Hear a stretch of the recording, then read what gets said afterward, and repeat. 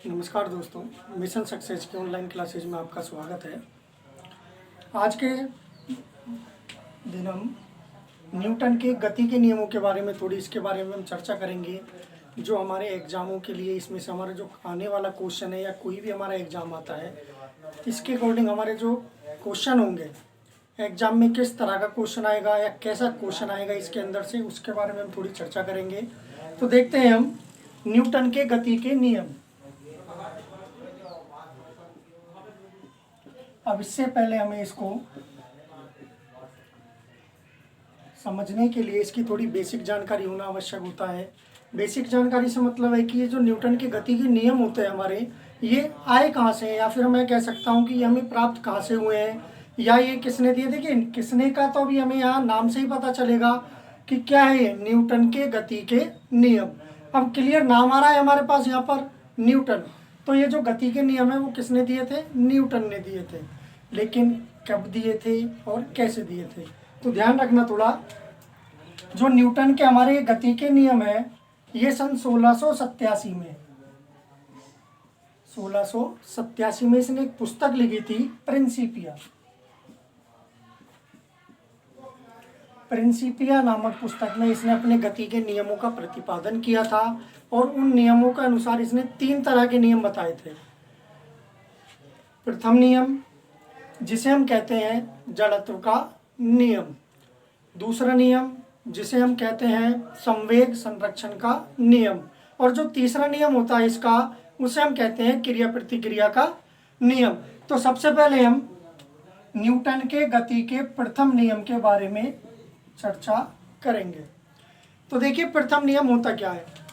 प्रथम नियम जानने से पहले हमने हमारी लास्ट क्लास में एक टॉपिक पढ़ा था, बल, जिसके बारे में मैंने आपको कुछ बताया था कि बल क्या होता है, कैसे होता है, इसका विमीय मात्रक क्या होता है, इसका सूत्र क्या होता है। उसी के आधार पर हमारे न्यूटन के गति के प्रथम नियम को जाना जाता है। क्या होता है ये? जब कोई वस्तु विराम अवस्था में है तो वह विराम अवस्था में ही रहेगी। जब कोई वस्तु विराम अवस्था में है तो वह विराम अवस्था में ही रहेगी, जब तक कि उस पर कोई बाह्य बल आरोपित ना हो। देखिए, सेम चीज होती है हमारी। अभी मैंने आपको बताया था जो न्यूटन के गति का प्रथम नियम होता है वो किसके ऊपर डिपेंड होता है? बल के ऊपर। किसके ऊपर होता है? बल के ऊपर।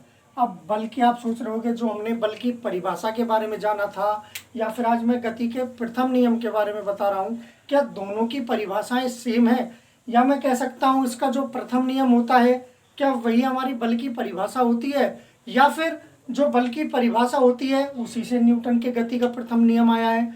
तो देखिए, छोटी सी एक समझने वाली बात है। जो हमारे गति का प्रथम नियम है उसी से हमारे बल की परिभाषा प्राप्त होती है। तो क्या याद रखना है? जो बल की परिभाषा होती है वो हमें किससे प्राप्त होती है? न्यूटन के गति के प्रथम नियम से। क्या होता है प्रथम नियम? जब कोई वस्तु विराम अवस्था में है तो वह विराम अवस्था में ही रहेगी, जब तक कि उस पर कोई बाह्य बल आरोपित ना हो। देखिए, छोटा सा एग्जाम्पल लेकर हम देखते हैं। कोई साइकिल है, क्या है? साइकिल। अभी वो स्थिर अवस्था में खड़ी है। कैसे खड़ी है? स्थिर। अगर मैं उसके ऊपर धक्का लगाता हूँ, आगे की ओर क्या लगाता हूँ? धक्का, तो क्या आप जानते हैं कि वो जब मैं धक्का लगाऊंगा उस पर तो क्या वो आगे की तरफ गति करेगी या पीछे की ओर गति करेगी? कहाँ जाएगी साइकिल? आगे की ओर। किस अवस्था में थी? स्थिर अवस्था में। लेकिन धक्का देने अर्थात बल लगाने के बाद वो किस अवस्था में आ गई? गतिज अवस्था में आ गई। तो क्या हो गया? कोई वस्तु विराम अवस्था में है तो वह विराम अवस्था में ही रहेगी जब तक उस पर कोई बाह्य बल आरोपित ना हो। अब देखिए, अभी मैंने बताया जो न्यूटन के गति का प्रथम नियम होता है वही क्या होता है? जड़त्व का नियम। क्या होता है? जड़त्व का नियम। लेकिन एक चीज और ध्यान रखना, जड़त्व के नियम के अलावा इसे गैलीलियो का नियम भी कहा जाता है। गैलीलियो का नियम भी कहा जाता है। कैसे?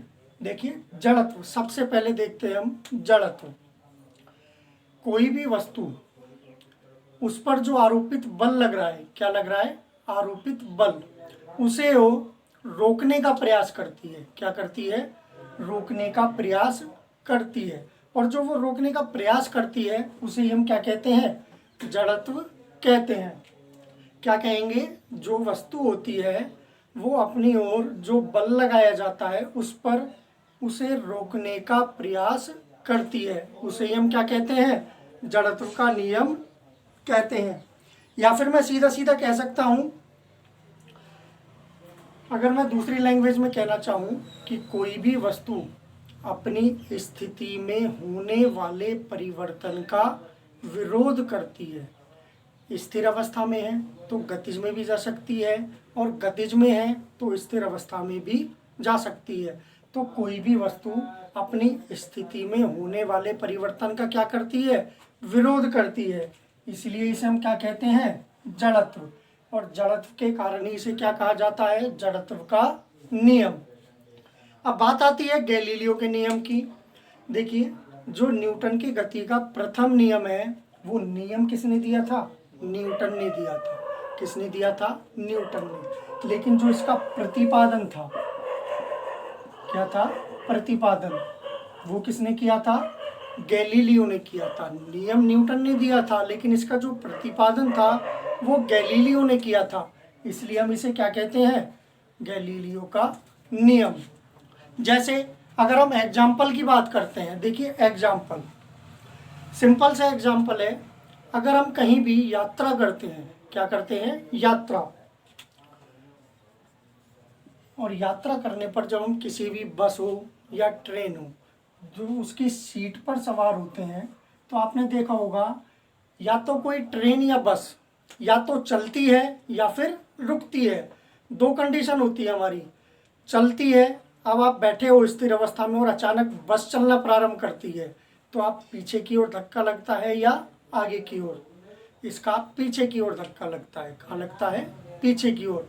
तो मैं कह सकता हूँ अचानक बस या ट्रेन चलने पर व्यक्ति को पीछे की ओर धक्का लगना, या फिर अचानक बस या ट्रेन के रुकने पर व्यक्ति का आगे की ओर झुकना।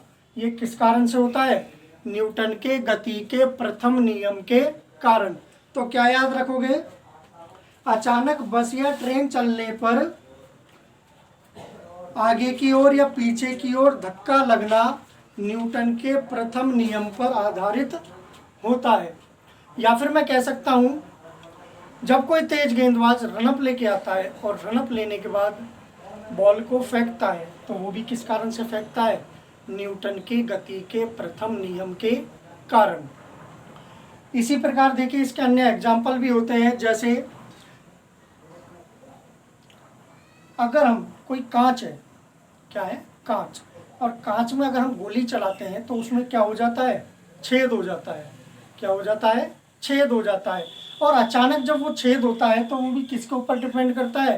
न्यूटन के गति के प्रथम नियम के ऊपर निर्भर करता है। इसी प्रकार देखिए हम न्यूटन के द्वितीय नियम और न्यूटन का तृतीय नियम, जिसे हम संवेग संरक्षण का नियम या फिर क्रिया प्रतिक्रिया का नियम भी कहते हैं।